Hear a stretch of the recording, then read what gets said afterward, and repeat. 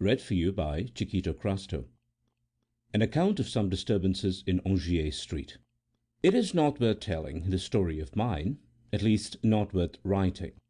Told, indeed, as I have sometimes been called upon to tell it, to a circle of intelligent and eager faces, lighted up by a good after-dinner fire on a winter's evening, with a cold wind rising and wailing outside, and all snug and cosy within, it has gone off, though I say it, who should not, indifferent well. But it is a venture to do as you would have me. Pen, ink, and paper are cold vehicles for the marvellous, and a reader decidedly a more critical animal than a listener. If, however, you can induce your friends to read it after nightfall, and when the fireside talk has run for a while on thrilling tales of shapeless terror, in short, if you will secure me the mollia tempora fundi, I will go to my work and say my say with better heart. Well then, these conditions presupposed, I shall waste no more words, but tell you simply how it all happened. My cousin, Tom Ludlow, and I studied medicine together. I think he would have succeeded had he stuck to the profession, but he preferred the church, poor fellow, and died early, a sacrifice to contagion, contracted in the noble discharge of his duties. For my present purpose, I say enough of his character when I mention that he was of a sedate but frank and cheerful nature, very exact in his observance of truth, and not by any means like myself, of an excitable or nervous temperament. My uncle Ludlow, Tom's father, while we were attending lectures, purchased 3 or 4 old houses in Angiers Street, one of which was unoccupied. He resided in the country, and Tom proposed that we should take up our abode in the untenanted house, so long as it should continue unlet, a move which would accomplish the double end of settling us nearer alike to our lecture rooms and to our amusements, and of relieving us from the weekly charge of rent for our lodgings. Our furniture was very scant, our whole equipage remarkably modest and primitive, and, in short, our arrangements pretty nearly as simple as those of a bivouac. Our new plan was therefore executed almost as soon as conceived. The front drawing-room was our sitting-room, I had the bedroom over it, and Tom the back bedroom on the same floor, which nothing could have induced me to occupy. The house, to begin with, was a very old one. It had been, I believe, newly fronted about 50 years before. But this exception, it had nothing modern about it. The agent who bought it and looked into the titles for my uncle told me that it was sold, along with much other forfeited property, at Chichester House, I think in 1702, and had belonged to Sir Thomas Hackett, who was Lord Mayor of Dublin in James II's time. How old it was then, I can't say, but at all events it had seen years and changes enough to have contracted all that mysterious and saddened air, at once exciting and depressing, which belongs to most old mansions. There had been very little done in the way of modernizing details, and perhaps it was better so, for there was something queer and bygone in the very walls and ceilings, in the shape of doors and windows, in the odd diagonal site of the chimney-pieces, in the beams and ponderous cornices, not to mention the singular solidity of all the woodwork, from the banisters to the window-frames, which hopelessly defied disguise, and would have emphatically proclaimed their antiquity through any conceivable amount of modern finery and varnish. An effort had indeed been made to the extent of papering the drawing-rooms, but somehow the paper looked raw and out of keeping, and the old woman, who kept a little dirt-pie of a shop in the lane, and whose daughter, a girl of 52, was our solitary handmaid, coming in at sunrise and chastely receding again as soon as she had made all ready for tea in our state apartment. This woman, I say, remembered it when old Judge Horrocks, who, having earned the reputation of a particularly hanging judge, ended by hanging himself, as the coroner's jury found, under an impulse of temporary insanity, with a child skipping rope over the massive old banisters, resided there, entertaining good company with fine venison and rare old port. In those halcyon days the drawing-rooms were hung with gilded leather, and, I dare say, cut a good figure, for they were really spacious rooms. The bedrooms were wainscoted, but the front room was not gloomy, and in it the cosiness of antiquity quite overcome its sombre associations. But the back bedroom, with its 2 queerly placed melancholy windows, staring vacantly at the foot of the bed, and with the shadowy recess to be found in most old houses in Dublin, like a large ghostly closet, which, from congeniality of temperament, had amalgamated with the bedchamber and dissolved the partition, At night time this alcove, as our maid was wont to call it, had in my eyes a specially sinister and suggestive character. Tom's distant and solitary candle glimmered vainly into its darkness. There it was, always overlooking him, always itself impenetrable. But this was only part of the effect. The whole room was, I can't tell how, repulsive to me. There was, I suppose, in its proportions and features, a latent discord, a certain mysterious and indescribable relation which jarred indistinctly upon some secret sense of the fitting and the safe, and raised indefinable suspicions and apprehensions of the imagination. On the whole, as I began by saying, nothing could have induced me to pass a night alone in it. I had never pretended to conceal from poor Tom my superstitious weakness, and he, on the other hand, most unaffectedly ridiculed my tremors. The sceptic was, however, destined to receive a lesson, as you shall hear. We had not been very long in occupation of our respective dormitories when I began to complain of uneasy nights and disturbed sleep. I was, I suppose, the more impatient under this annoyance, as I was usually a sound sleeper, and by no means prone to nightmares. It was now, however, my destiny, instead of enjoying my customary repose, every night to sup full of horrors. After a preliminary course of disagreeable and frightful dreams, my troubles took a definite form, and the same vision, without an appreciable variation in a single detail, visited me at least on an average every second night in the week. Now this dream, nightmare or infernal illusion, which you please, of which I was the miserable sport, was on this wise. I saw, or thought I saw, with the most abominable distinctness, although at the time in profound darkness, every article of furniture and accidental arrangement of the chamber in which I lay. This, as you know, is incidental to ordinary nightmare. Well, while in this clairvoyant condition, which seemed by the lighting up of the theatre in which was to be exhibited the monotonous tableau of horror which made my nights insupportable, my attention invariably became, I know not why, fixed upon the windows opposite the foot of my bed, and uniformly with the same effect a sense of dreadful anticipation always took slow but sure possession of me. I became somehow conscious of a sort of horrid but undefined preparation going forward in some unknown quarter, and by some unknown agency, for my torment. And after an interval which always seemed to me of the same length, a picture suddenly flew up to the window, where it remained fixed, as if by an electrical attraction, and my discipline of horror then commenced, to last perhaps for hours. The picture thus mysteriously glued to the window panes was the portrait of an old man, in a crimson-flowered silk dressing-gown, the folds of which I could now describe with a countenance embodying a strange mixture of intellect, sensuality, and power, but withal sinister and full of malignant omen. His nose was hooked, like the beak of a vulture, his eyes large, grey, and prominent, and lighted up with a more than mortal cruelty and coldness. These features were surmounted by a crimson velvet cap, the hair that peeped from under which was white with age, while the eyebrows retained their original blackness. Well, I remember every line, hue, and shadow of that stony countenance, and well I may. The gaze of this hellish visage was fixed upon me, and mind returned it with the inexplicable fascination of nightmare, for what appeared to me to be hours of agony. At last the cock he crew, away then flew the fiend who had enslaved me through the awful watches of the night, and, harassed and nervous, I rose to the duties of the day. I can't say exactly why, but it may have been from the exquisite anguish and profound impressions of unearthly horror with which the strange phantasmagoria was associated, an insurmountable antipathy to describing the exact nature of my nightly troubles to my friend and comrade. Generally, however, I told him that I was haunted by abominable dreams, and true to the imputed materialism of medicine, we put our heads together to dispel my horrors, not by exorcism, but by a tonic. I will do this tonic justice, and frankly admit that the accursed portrait began to intermit its visits under its influence. What of that? Was this singular apparition as full of character as of terror, therefore the creature of my fancy, or the invention of my poor stomach? Was it, in short, subjective, to borrow the technical slang of the day, and not the palpable aggression and intrusion of an external agent? That, good friend, as we will both admit, by no means follows. The evil spirit who enthralled my senses in the shape of that portrait may have been just as near me, just as energetic, just as malignant, though I saw him not.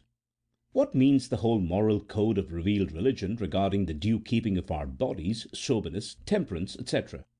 Here is an obvious connection between the material and the invisible. The healthy tone of the system, and its unimpaired energy, may, for aught we can tell, guard us against influences which would otherwise render life itself terrific. The mesmerist and the electrobiologist will fail upon an average with 9 patients out of 10. So may the evil spirit. Special conditions of the corporeal system are indispensable to the production of certain spiritual phenomena.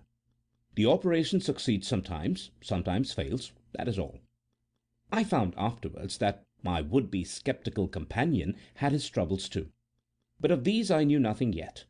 One night, for a wonder, I was sleeping soundly, when I was roused by a step on the lobby outside my room, followed by the loud clang of what turned out to be a large brass candlestick, flung with all his force by poor Tom Ludlow over the banisters, and rattling with a rebound down the second flight of stairs, and almost concurrently with this, Tom burst open my door and bounced into my room backwards in a state of extraordinary agitation. I had jumped out of bed and clutched him by the arm before I had any distinct idea of my own whereabouts. There we were, in our shirts, standing before the open door, staring through the great old banister opposite at the lobby window, through which the sickly light of a clouded moon was gleaming. "What's the matter, Tom? What's the matter with you? What the devil's the matter with you, Tom?" I demanded, shaking him with nervous impatience. He took a long breath before he answered me, and then it was not very coherently. "It's nothing at all. Did I speak? What did I say? Where's the candle, Richard? It's dark. I had a candle." "Yes, dark enough," I said. "But what's the matter? What is it? Why don't you speak, Tom? Have you lost your wits? What is the matter?" "The matter? Oh, it is all over. It must have been a dream. Nothing at all but a dream. Don't you think so? It could not be anything more than a dream."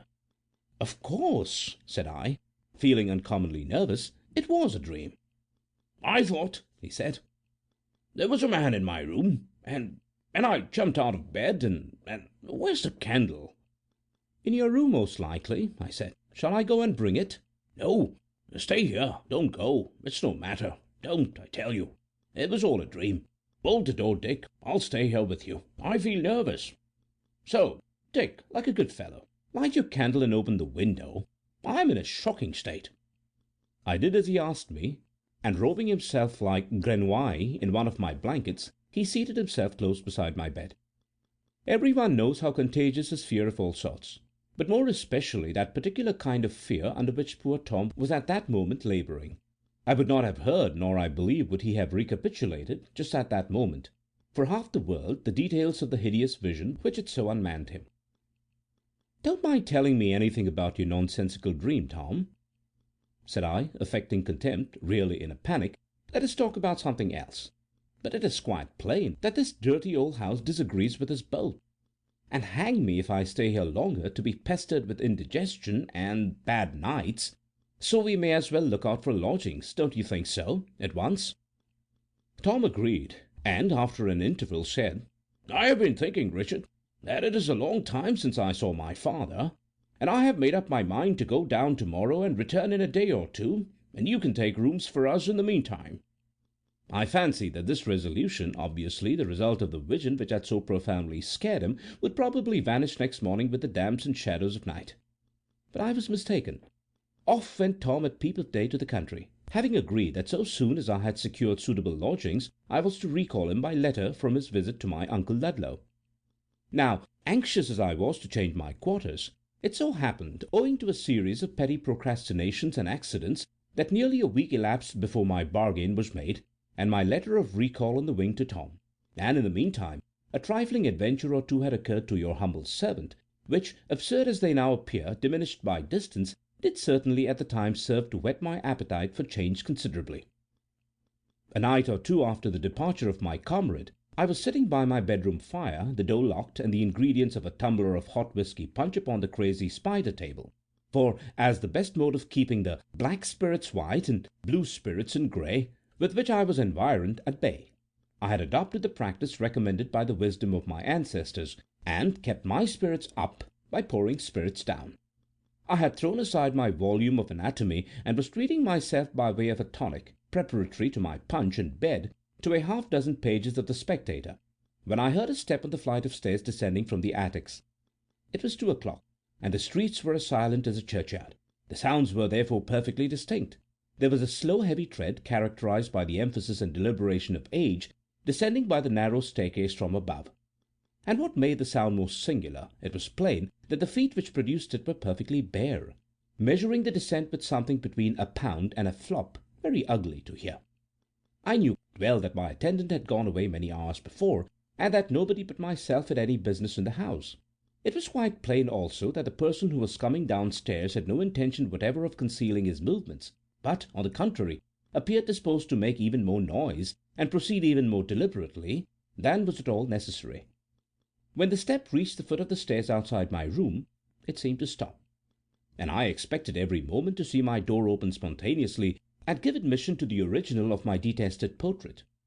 I was, however, relieved in a few seconds by hearing the descent renewed, just in the same manner, upon the staircase leading down to the drawing-rooms, and thence, after another pause, down the next flight, and so on to the hall, whence I heard no more.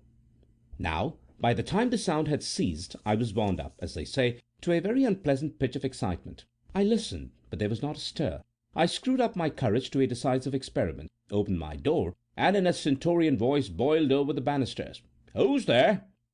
There was no answer, but the ringing of my own voice through the empty old house, no renewal of movement, nothing, in short, to give my unpleasant sensations a definite direction. There is, I think, something most disagreeably disenchanting in the sound of one's own voice under such circumstances, exerted in solitude and in vain. It redoubled my sense of isolation, and my misgivings increased on perceiving that the door, which I certainly thought I had left open, was closed behind me.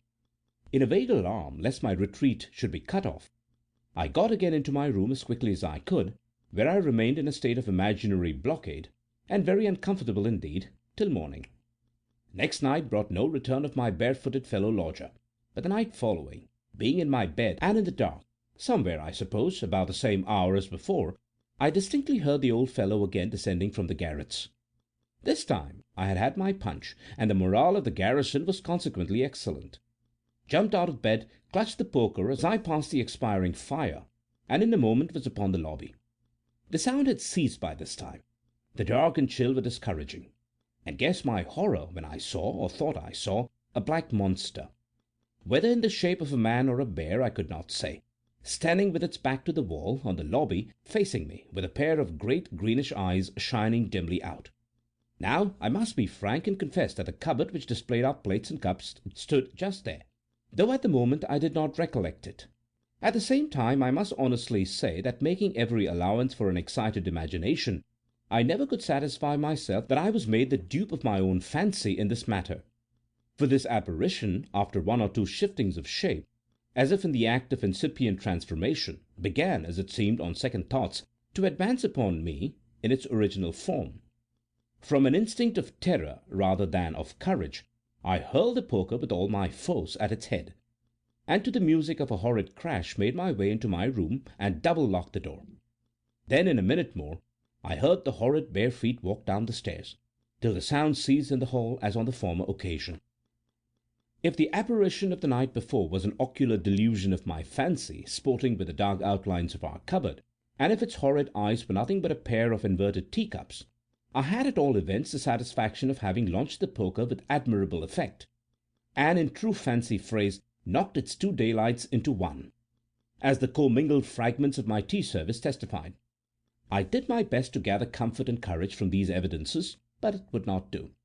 And then what could I say of those horrid bare feet, and the regular tramp, tramp, tramp, which measured the distance of the entire staircase through the solitude of my haunted dwelling, and an hour when no good influence was stirring? Confound it! The whole affair was abominable. I was out of spirits and dreaded the approach of night. It came, ushered ominously in with a thunderstorm and dull torrents of depressing rain. Earlier than usual the streets grew silent, and by 12 o'clock nothing but the comfortless pattering of the rain was to be heard. I made myself as snug as I could. I lighted 2 candles instead of 1. I forswore bed, and held myself in readiness for a sally, candle in hand, for coute qui coute I was resolved to see the being, if visible at all. who troubled the nightly stillness of my mansion. I was fidgety and nervous, and tried in vain to interest myself with my books. I walked up and down my room, whistling in turn martial and hilarious music, and listening ever and anon for the dreaded noise. I sat down and stared at the square label on the solemn and reserved-looking black bottle until Flanagan and Company's best old malt whisky grew into a sort of subdued accompaniment to all the fantastic and horrible speculations which chased one another through my brain. Silence, meanwhile, grew more silent, and darkness darker. I listened in vain for the rumble of a vehicle or the dull clamour of a distant row. There was nothing but the sound of a rising wind, which had succeeded the thunderstorm that had travelled over the Dublin mountains quite out of hearing. In the middle of this great city, I began to feel myself alone with nature, and heaven knows what beside. My courage was ebbing. Punch, however, which makes beasts of so many, made a man of me again, just in time to hear with tolerable nerve and firmness the lumpy, flabby, naked feet deliberately descending the stairs again. I took a candle, not without a tremor. As I crossed the floor, I tried to extemporize a prayer, but stopped short to listen, and never finished it. The steps continued. I confess I hesitated for some seconds at the door before I took heart of grace and opened it. When I peeped out, the lobby was perfectly empty. There was no monster standing on the staircase, and as the detested sound ceased, I was reassured enough to venture forward nearly to the banisters. Horror of horrors! Within a stair or two beneath the spot where I stood, the unearthly treads smote the floor. My eye caught something in motion. It was about the size of Goliath's foot. It was grey, heavy, and flapped with a dead weight from one step to another. As I am alive, it was the most monstrous grey rat I ever beheld or imagined. Shakespeare says, "Some men here cannot abide a gaping pig, and some that are mad if they behold a cat." I went well nigh out of my wits when I beheld this rat. For, laugh at me as you may, it fixed upon me, I thought, a perfectly human expression of malice. And, as it shuffled about and looked up into my face almost from beneath my feet, I saw I could swear it, I felt it then, and know it now, the infernal gaze in the accursed countenance of my old friend in the portrait, transfused into the visage of the bloated vermin before me. I bounced into my room again with a feeling of loathing and horror I cannot describe, and locked and bolted my door as if a lion had been at the other side. Damn him or it! Curse the portrait and its original! I felt in my soul that the rat, yes, the rat I had just seen, was that evil being in masquerade, and rambling through the house upon some infernal night lark. Next morning I was early, trudging through the miry streets, and among other transactions posted a peremptory note recalling Tom. On my return, however, I found a note from my absent chum announcing his intended return next day. I was doubly rejoiced at this, because I had succeeded in getting rooms, and because the change of scene and return of my comrade were rendered specially pleasant by the last night's half-ridiculous, half-horrible adventure. I slept extemporaneously in my new quarters in Diggs's Street that night, and next morning returned for breakfast to the haunted mansion, where I was certain Tom would call immediately on his arrival. I was quite right. Came, and almost his first question referred to the primary object of our change of residence. "Thank God," he said with genuine fervour, on hearing that all was arranged. "On your account I am delighted. As to myself, I assure you that no earthly consideration could have induced me ever again to pass a night in this disastrous old house." "Confound the house!" I ejaculated, with a genuine mixture of fear and detestation. "We have not had a pleasant hour since we came to live here." And so I went on, and related incidentally my adventure with the plethoric old rat. "Well, if that were all," said my cousin, affecting to make light of the matter, "I don't think I should have minded it very much." "Aye, but it's its countenance, my dear Tom," urged I. "If you had seen that, you would have felt it might be anything but what it seemed." "I incline to think the best conjurer in such a case would be an able-bodied cat," he said with a provoking chuckle. "But let us hear of your own adventure," I said tartly. At this challenge he looked uneasily round him. I had poked up a very unpleasant recollection. "You shall hear it, Dick. I'll tell it to you," he said. "Begad, sir, I should feel quite queer, though, telling it here, though we are too strong a body for ghosts to meddle with just now." Though he spoke this like a joke, I think it was serious calculation. Our Hebe was in a corner of the room, packing our cracked Delft tea and dinner services in a basket. She soon suspended operations, and with mouth and eyes wide open became an absorbed listener. Tom's experiences were told nearly in these words. "I saw it 3 times, Dick. 3 distinct times. And I am perfectly certain it meant me some infernal harm. I was, I say, in danger, in extreme danger. For if nothing else had happened, my reason would most certainly have failed me, unless I had escaped so soon. Thank God, I did escape. The first night of this hateful disturbance, I was lying in the attitude of sleep in that lumbering old bed. I hate to think of it. I was really wide awake, though I had put out my candle and was lying as quietly as I had been asleep. But although accidentally restless, my thoughts were running in a cheerful and agreeable channel.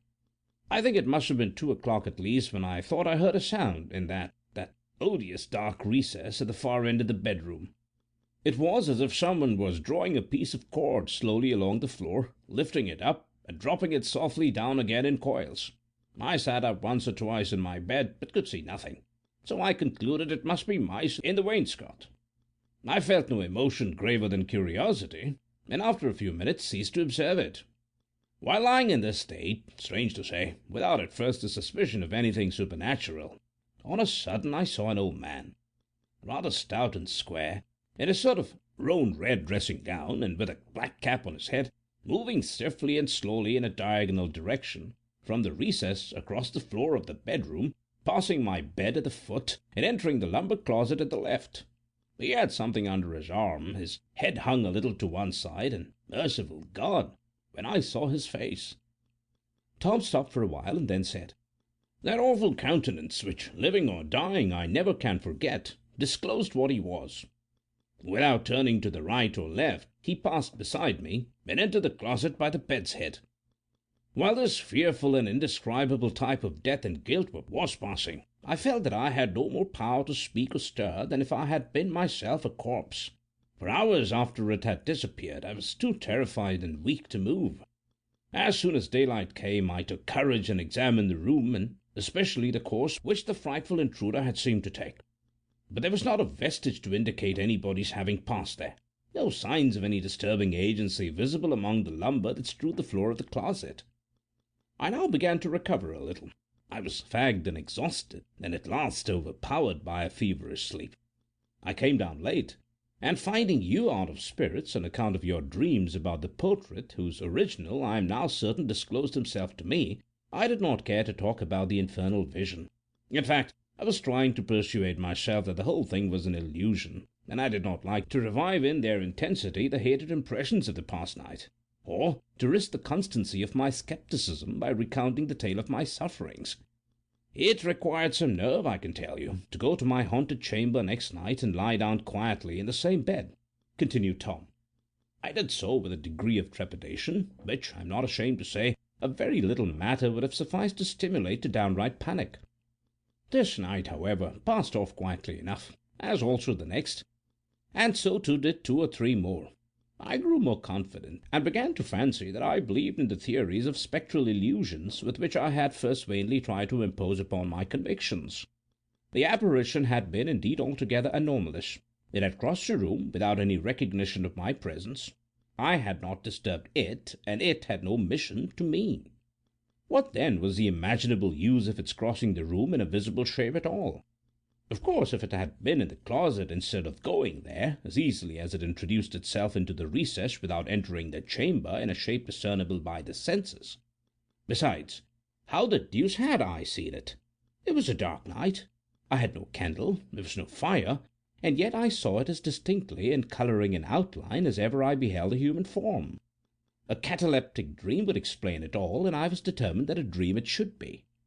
One of the most remarkable phenomena connected with the practice of mendacity is the vast number of deliberate lies we tell ourselves, whom, of all persons, we can least expect to deceive. In all this, I need hardly tell you, Dick, I was simply lying to myself and did not believe one word of the wretched humbug.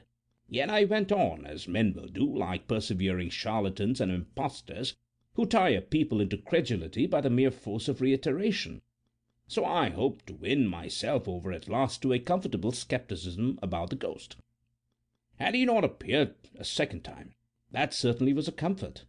And what, after all, did I care for him and his queer old tuggery and strange looks? Not a fig. I was nothing the worse for having seen him, and a good story the better. So I tumbled into bed, put out my candle, and, cheered by a loud drunken quarrel in the back lane, went fast asleep. From this slumber I awoke with a start. I knew I had had a horrible dream, but what it was I could not remember. My heart was thumping furiously. I felt bewildered and feverish. I sat up in the bed and looked about the room. A broad flood of moonlight came in through the curtainless window. Everything was as I had last seen it, and though the domestic squabble in the back lane was, unhappily for me, allayed, I yet could hear a pleasant fellow singing on his way home the then popular comic ditty called Murphy Delaney. Taking advantage of this diversion, I lay down again, with my face towards the fireplace, and, closing my eyes, did my best to think of nothing else but the song, which was every moment growing fainter in the distance. 'Twas Murphy Delaney, so funny and frisky, stepped into a shaving shop to get a skinful. He reeled out again pretty well lined with whisky, as fresh as a shamrock, as blind as a bull. The singer, whose condition I dare say resembled that of his hero, was soon too far off to regale my ears any more, and as his music died away, I myself sank into a doze. Neither sound nor refreshing. Somehow the song had got into my head, and I went meandering on through the adventures of my respectable fellow countryman, who, on emerging from the shebeen shop, fell into a river, from which he was fished up to be set upon by a coroner's jury, who, having learned from a horse doctor that he was dead as a doornail, so there was no end, returned their verdict accordingly, just as he returned to his senses, when an angry altercation and a pitched battle between the body and the coroner winds up the lay with due spirit and pleasantry. Through this ballad I continued with a weary monotony to plod down to the very last line, and then da capo, and so on in my uncomfortable half-sleep for how long I can't conjecture. I found myself at last, however, muttering, "Dead as a doornail," so there was an end, and something like another voice within me seemed to say, very faintly but sharply, "Dead, dead, dead, and may the Lord have mercy on your soul." And instantaneously I was wide awake and staring right before me from the pillow. Now, will you believe it, Dick? I saw the same accursed figure standing full front and gazing at me with its stony and fiendish countenance, not 2 yards from the bedside. Tom stopped here, and wiped the perspiration from his face. I felt very queer. The girl was as pale as Tom, and, assembled as we were in the very scene of these adventures, we were all, I dare say, equally grateful for the clear daylight and the resuming bustle out of doors. For about 3 seconds only I saw it plainly. Then it grew indistinct. But for a long time there was something like a column of dark vapour where it had been standing, between me and the wall, and I felt sure that he was still there. After a good while this appearance went too. I took my clothes downstairs to the hall, and dressed there with the door half open, then went out into the street and walked about the town till morning, when I came back in a miserable state of nervousness and exhaustion. I was such a fool, Dick, as to be ashamed to tell you how I came to be so upset. I thought you would laugh at me, especially as I'd always talked philosophy and treated your ghosts with contempt. I concluded you would give me no quarter, so kept the tale of horror to myself. Now, Dick, you will hardly believe me when I assure you that for many nights after this last experience I did not go to my room at all. I used to sit up for a while in the drawing-room after you had gone to your bed, and then steal down softly to the hall door, let myself out, and sit in the Robin Hood Tavern until the last guest went off, and then I got through the night like a sentry, pacing the streets till morning. For more than a week I never slept in bed. I sometimes had a snooze on a form in the Robin Hood, and sometimes a nap in a chair during the day, but regular sleep I had absolutely none. I was quite resolved that we should get into another house, but I could not bring myself to tell you the reason. I somehow put it off from day to day, although my life was, during every hour of this procrastination, rendered as miserable as that of a felon with the constables on his track. I was growing absolutely ill from this wretched mode of life. One afternoon I determined to enjoy an hour's sleep upon your bed. I hated mine, so that I had never, except in a stealthy visit every day to unmake it, lest Martha should discover the secret of my nightly absence, entered the ill-omened chamber. As ill luck would have it, you had locked your bedroom and taken away the key. I went into my own to unsettle the bedclothes, as usual, and give the bed the appearance of having been slept in. Now, a variety of circumstances occurred to bring about the dreadful scene through which I was that night to pass. In the first place, I was literally overpowered with fatigue and longing for sleep. In the next place, the effect of this extreme exhaustion upon my nerves resembled that of a narcotic, and rendered me less susceptible than perhaps I should in any other condition have been of the exciting fears which had become habitual to me. Then again, a little bit of the window was open, a pleasant freshness pervaded the room, and to crown all, the cheerful sun of day was making the room quite pleasant. What was to prevent my enjoying an hour's nap here? The whole air was resonant with the cheerful hum of life, and the broad matter-of-fact light of day filled every corner of the room.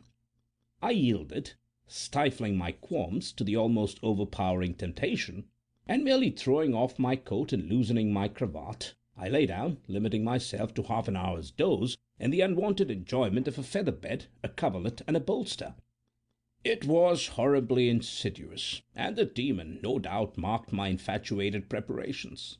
Dolt that I was, I fancied, with mind and body worn out for want of sleep, and an arrear of a full week's rest to my credit, that such measures as half an hour's sleep in such a situation was possible. My sleep was death-like, long and dreamless. Without start or fearful sensation of any kind, I waked gently, but completely. It was, as you have good reason to remember, long past midnight, I believe about 2 o'clock. When sleep had been deep and long enough to satisfy nature thoroughly, one often wakens in this way, suddenly, tranquilly, and completely. There was a figure seated in that lumbering old sofa-chair near the fireplace. Its back was rather towards me, but I could not be mistaken. It turned slowly round, and, merciful heavens!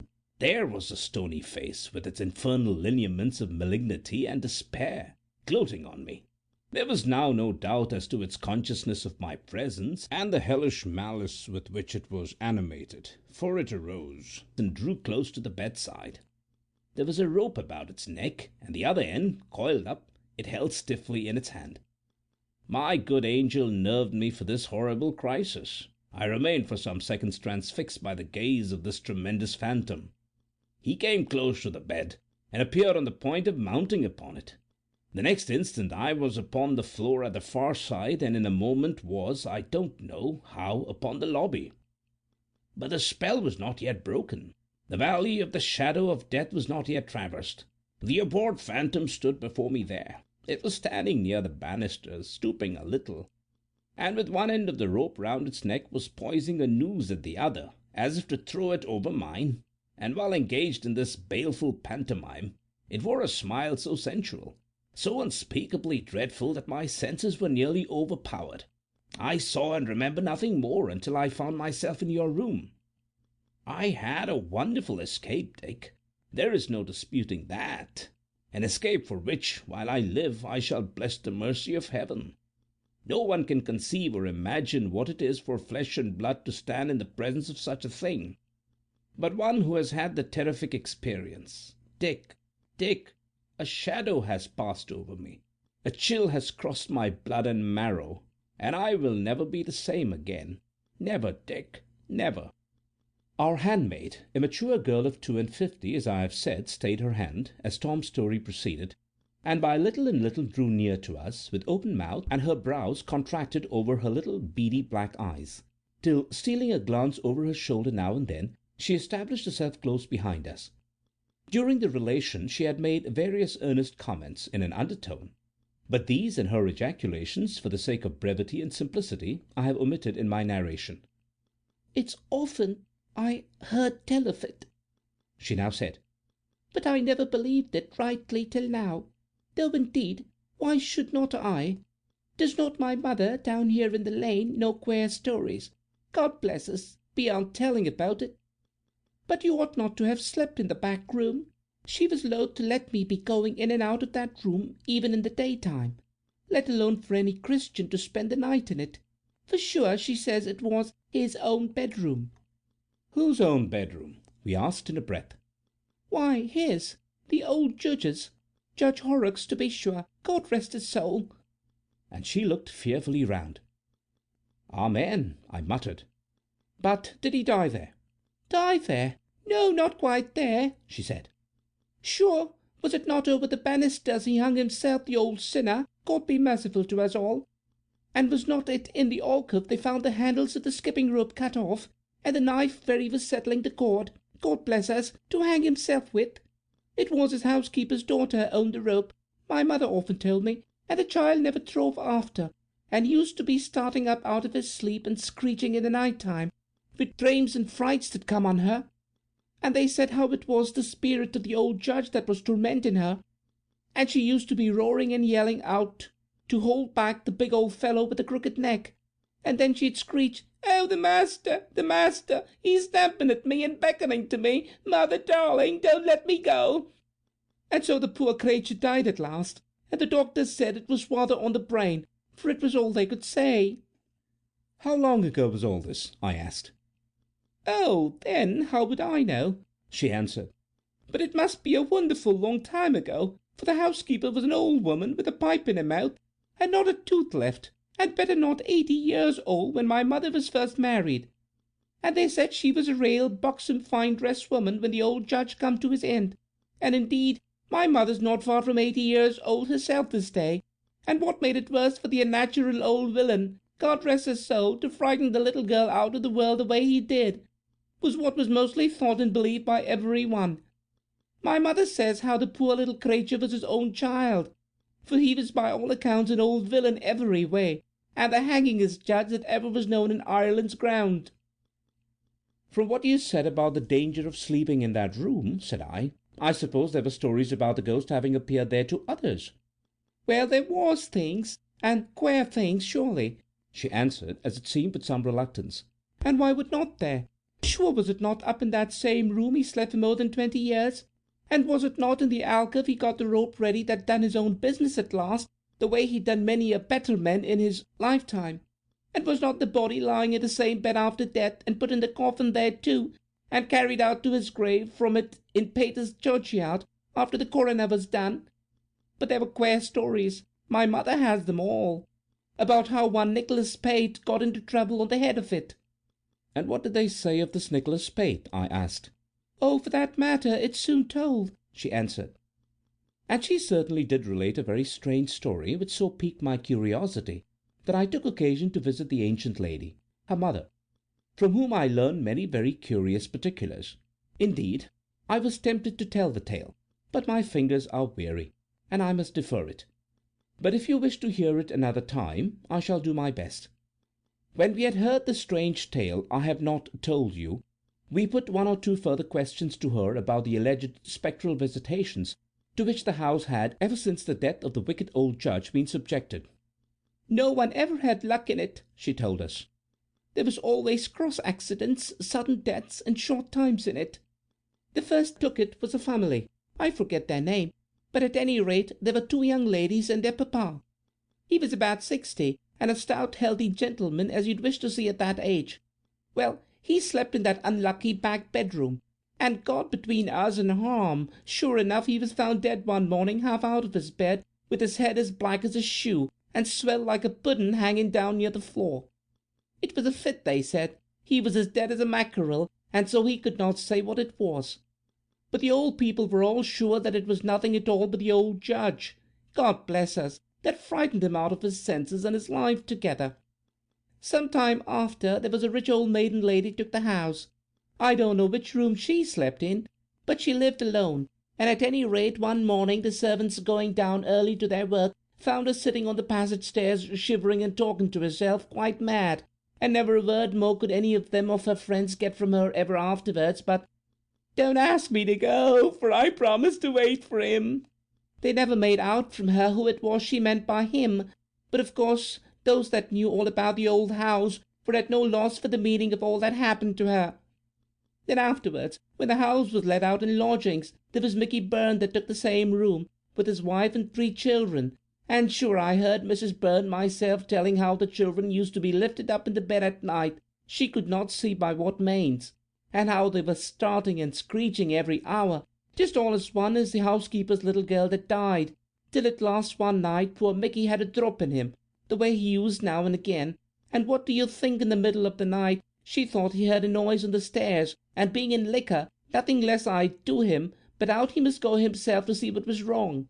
Well, after that, all she ever heard of him was him saying, 'Oh God!' and a tumble that shook the very house, and there sure enough he was lying on the lower stairs under the lobby, with his neck smashed double under him, where he was flung over the banisters." Then the handmaiden added, "I'll go down to the lane and send up Joe Garvey to pack up the rest of the tea things, and bring all the things across to your new lodgings." And so we sallied out together, each of us breathing more freely, I have no doubt, as we crossed that ill-omened threshold for the last time.